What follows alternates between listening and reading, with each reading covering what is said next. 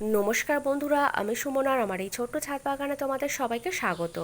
কয়েকদিনের মধ্যে এই পাথরকুচি গাছটা কত বেড়ে গিয়েছে, আর পাতাগুলো দেখছি কত লম্বা হয়েছে, আর এখন দেখছি কয়েকটা পাতার ডগায় এরকম ছোট ছোট চারা হয়েছে। এই গাছটাও আমি কিন্তু পাতা থেকেই তৈরি করেছিলাম। একজন আমাকে একটা পাতা দিয়েছিল, সেই পাতাটা বালির মধ্যে বসানোর পরে কিছুদিন পরে এই যে পাতার সাইডে খাঁজগুলো রয়েছে ওখান থেকে চারা বেরিয়েছিল, সেই চারা তুলে নিয়ে আমি এর মধ্যে বসিয়েছিলাম। আর এই গাছটা দেখছি পাতার ডগায় চারাগুলো হয়েছে। আর কয়েকদিন আগে এই বেডটার মধ্যে এই দুটো ছোট ছোট বরবটির চারা বসিয়েছিলাম। চারা দুটো এখন অনেক বড় হয়ে গিয়েছে। এই একই সঙ্গে এই বেডটার মধ্যে একটা কুমড়োর গাছ বসিয়েছিলাম, গাছটাও বেড়েছে। আর এই গাছটা আমি আনারস গাছের গোড়াই হয়েছিল, তুলে নিয়ে বসিয়েছিলাম। আর এই দিকে যে কয়েকদিন আগে লেবু গাছের ডালগুলো কাটিং করে দিয়েছিলাম, কাটিং করার কিছুদিনের মধ্যেই দেখো প্রত্যেকটা ডাল থেকে নতুন করে আবার 3-4টে করে কিন্তু ডাল বেরোচ্ছে, যে ডালগুলো কেটে দিয়েছি সেখান থেকে। আর এবারে আমি বেড রেডি করব। শীতের সময় দারুণ সবজি পাওয়ার জন্য এখন থেকেই কিন্তু হালকা করে বেড তৈরি করতে থাকবো।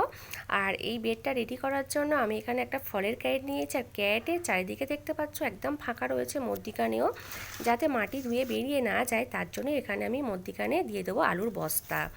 এখানে একটা আলুর বস্তা আমি ডবল করে নিয়ে দেখো মধ্যিখানে দিয়ে দিলাম। আর চারিদিকটাতেও দেখতে পাচ্ছ একদম ফাঁকা রয়েছে, ওখানে আমি কিন্তু চারিদিকটাতে প্লাস্টিক দিয়ে দেবো। দেখো প্লাস্টিক দিয়ে দিয়েছি। আমি যে সবিনের প্যাকেট দিয়ে ছোট ছোট গ্রো ব্যাগ বানাই, সেই প্লাস্টিক কেটে দিয়ে দিয়েছি। এবারে এর মধ্যে প্রথমে দিয়ে দেবো আমি এইগুলো কার্টুন কাগজ। এটা পুরোটাই দেখো এর মধ্যে দিয়ে দিলাম। এর মধ্যে কিন্তু কোনো প্লাস্টিক নেই, এর মধ্যে খবরের কাগজ রয়েছে আর এই কার্টুন কাগজ রয়েছে। এইগুলো কিছুদিনের মধ্যেই মাটি হয়ে যাবে।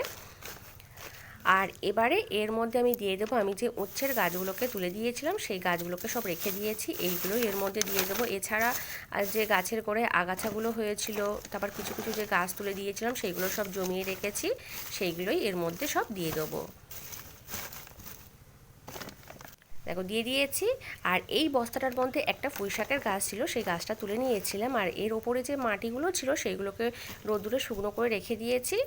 আর তলায় দিয়েছিলাম পাতা পুরো একটা রেডি করার সময়, সেই পাতাগুলোই এর মধ্যে কিন্তু আমি দিয়ে দিলাম। এইগুলো কিন্তু সবটাই পাতা রয়েছে। দেখো পাতাটা দিয়ে বেডের চারিদিকটাতে সমানভাবে দিয়ে দিলাম। আর আবারও আমি কিন্তু এর মধ্যে দিয়ে দেবো পাতা। এখানে আমি কিছুটা পাতা নিয়েছি, আর এইগুলো শুকনো পাতা ছিল, এগুলো বস্তা ভর্তি করে রেখে দিয়েছিলাম। ওর মধ্যে বৃষ্টির জল পেয়ে পাতাগুলো কিন্তু এরকম হালকা পচে গিয়েছে। এর মধ্যে এটা পুরোটাই দেখো দিয়ে দিয়েছি, দিয়ে আবারও একটু হাত দিয়ে আমি কিন্তু একটু চেপে দিচ্ছি। দেখো ভালোভাবে চেপে দিয়েছি। এবারে এর মধ্যে দিয়ে দেবো একটু চুন, যাতে এর মধ্যে পোকামাকড় না হয়। আর এই যে আমি পাতা তারপরে এই কার্টুন কাগজ দিয়েছি, এইগুলো কিন্তু চুন দিলে তাড়াতাড়ি কম্পোস্ট হয়ে যাবে। দেখো একটু চুন দিয়ে দিয়েছি। এবারে এর উপর দিয়ে দেবো আমি সবজির খোসা। এর মধ্যে কিন্তু সবজির খোসা রয়েছে, ফলের খোসা রয়েছে, ডিমের খোসা, চা পাতা সার, এই সমস্তই রয়েছে। দেখো এইগুলো চা পাতা। এটাকেও দেখো বেডের চারিদিকটাতে দিয়ে দিচ্ছি।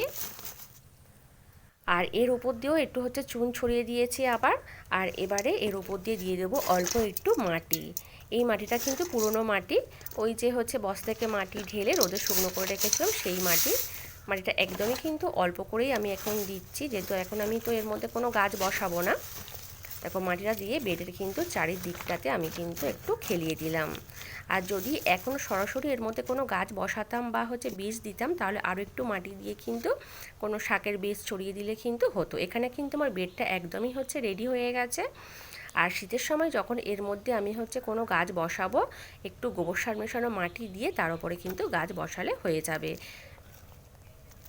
আর এখানে আমি বেডটার মধ্যে কার্টুন কাগজ, পাতা এই সমস্ত দিয়েছি। এখানে কিন্তু শুধু সবজির খোসা দিয়েও কিন্তু এভাবে বেড বানালে কিন্তু তার মধ্যেও কিন্তু মাটিটা দারুণ হয়।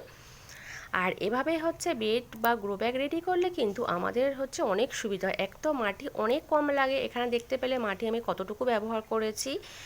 আর বেডটাও কিন্তু একদম হালকা হয়, ছাদের লোডও অনেক কম হয়। এছাড়া আমরা যারা নিজেরা একা একা ছাদ বাগান করি তাদের ক্ষেত্রে তো খুবই সুবিধা হয়, কারোর সাহায্য ছাড়াই কিন্তু আমরা এই বেডগুলোকে ছাদের এক দিক থেকে অন্য দিকে কিন্তু নিয়ে যেতে পারি। আর এই বেডটাকে এখন আমি কিন্তু ছাদের মধ্যে খোলা অবস্থায় রেখে দেবো, কিছুদিন ঢেকে দেবো না, কারণ এখন তো হচ্ছে বৃষ্টি হচ্ছে। এই কয়েকদিন বৃষ্টি হয়নি, এখন রোদ হচ্ছে। আর বৃষ্টির জল এর মধ্যে পড়ে কিন্তু এটা আরও উর্বর একটা মাটি তৈরি হবে, কারণ বৃষ্টির জলের মধ্যে কিন্তু নানান উপাদান রয়েছে। আর এই মাটির মধ্যে কিন্তু শুধু সবজি গাছ নয়, ফুল ফল সমস্ত গাছই কিন্তু বসালে খুব ভালো হবে, কারণ আমার ছাদ বাগানে যত গাছ রয়েছে ফুল ফল সবজি, আমি কিন্তু প্রত্যেকটা গ্রো ব্যাগ বা বেডের মধ্যে এরকম সবজির খোসা দিয়েই রেডি করি। আর আজ এই পর্যন্ত, টাটা বাই।